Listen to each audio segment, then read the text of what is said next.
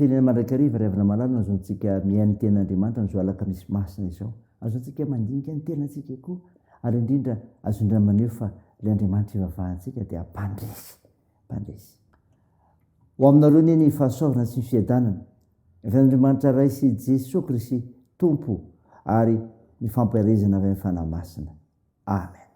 Alakamisy 2 aprily 2022 mpanjinantsika no hevitra hoe mpandresy ny tompo. Andeha ry havana idera sy ankalazan'andriamanitra isika. Midiarana Jehova fa tsara izy fa mandrakizay famindrampony. Midiarana Andriamanitra avy indrindra fa mandrakizay famindrampony. Midiarana tompony tompo fa mandrakizay famindrampony. Izy rero mpanao faganga dehibe fa mandrakizay famindrampony. Izay manao ny lanitra tamin'ny fahendrena fa mandrakizay famindrampony. Izay mamelatra ny tany ambony rano fa mandrakizay famindrampony. Amen.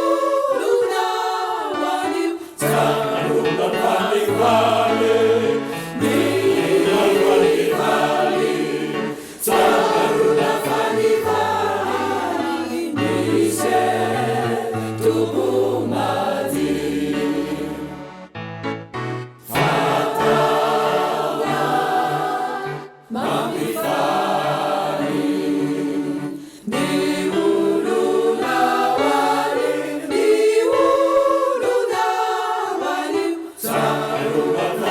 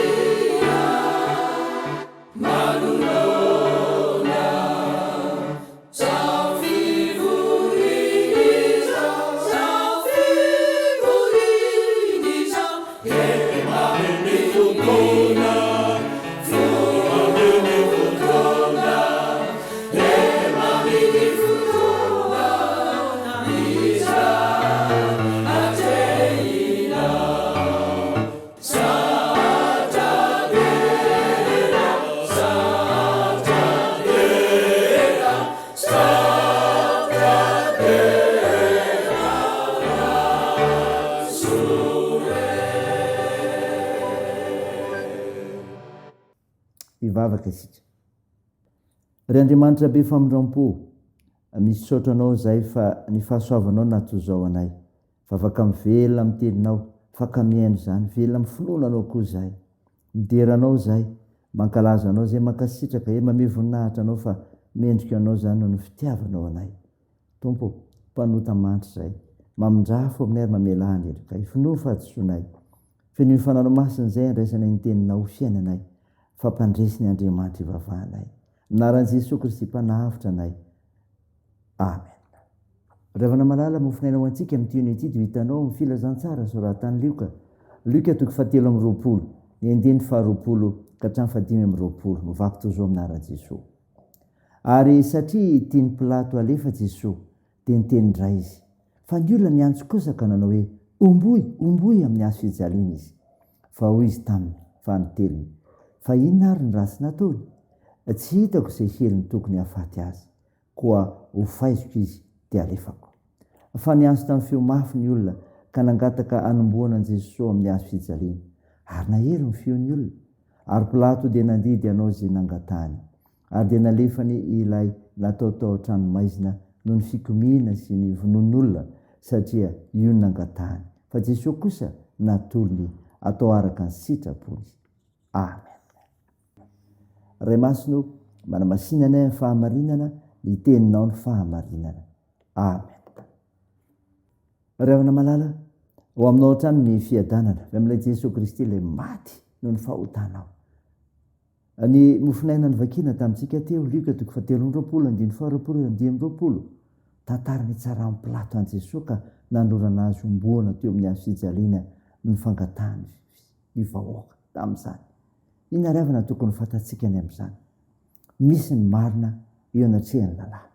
Misy ny marina eo anatrehan'ny lalàna.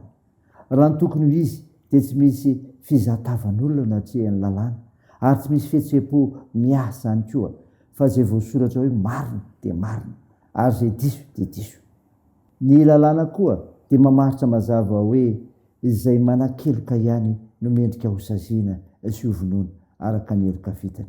Eto dia ny mpampanao lalàna mihitsy, i Pilato zany, no miteny hoe tsy misy heloka vitan'i Jesosy Kristy mihitsy, ka tokony anameloana azy ho faty. Nandresy lahatra ny vahoaka izy tamin'izany. Zao koa ry havana, misy koa nefa ny marina ho amin'ny vahoaka, araka izay voalaza eto. Manana izay marina iveriny koa nefa ny vahoaka izay tsy araka ny lalàna mihitsy. Izany hoe tena mifanohitra amin'ny lalàna mihitsy dia izao, izay zavatra eken'ny be sy ny maro, izay tovin'ny hevitra ny be sy ny maro, zany ny marina. Amin'ny vahoaka zany dia tokony elohana ho faty Jesosy Kristy, na dia tsy misy heloka tokony hahafaty azy araka ny voalazan'ny lalàna mihitsy azy. Ary ankilan'izany izay tsy nara-dalàna ka tokony elohana ho faty indray no takian'ny vahoaka ny mena fahafahana. Inona ry havana antsika mame izany rehetra izany? Hiteto fa mandresy ny maro anisa, satria tsy hay toerina ny fitakian'ireo amin'ny alalan'ny antsoantso sy ny feo mafy, dia mafy mitaky ny fanarahana ny heviny ka manam-pandeferina ny lalàna sy ny maro. Dinio zany ry havana, saina zany, eo an'Andriamanitra ery ny voninahitra. Amen. Andeha hivavaka isika. Andriamanitra, misaotra ny mofinaina nomenao anay, izay mampiseho fa misy ny marina anatrehan'ny lalàna, ary misy koa ny marina ho amin'ny vahoaka araka izay ambaran'ny teninao. Tompo, mivavaka aminao izay, amin'ny asa fanompoana nandrenao ny tsiraray ho amin'izany, mba hifabe amin'ny asa ny antsonao, anana faharetana sy fiaretana amin'izany, ka hijoro vavolobelonao amin'ny fahamarinana, amin'ny fahazotoana sy amin'ny fotoana rehetra anehoana ny voninahitra ao. Da io Tompo ireo mpanomponao mijoro vavolobelona amin'izany.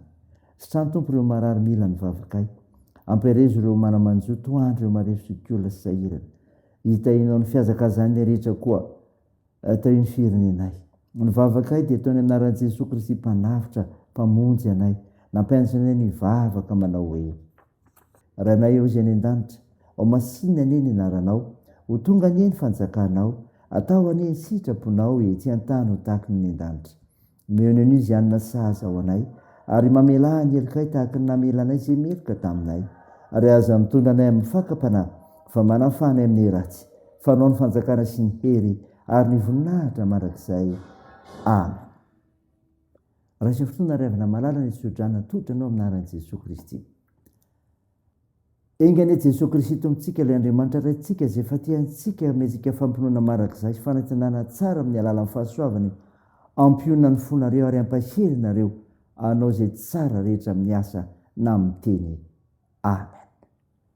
Teo an'Andriamanitra eto ny voninahitra amin'ny anaran'ny Ray sy ny Zanaka ary ny Fanahy Masina.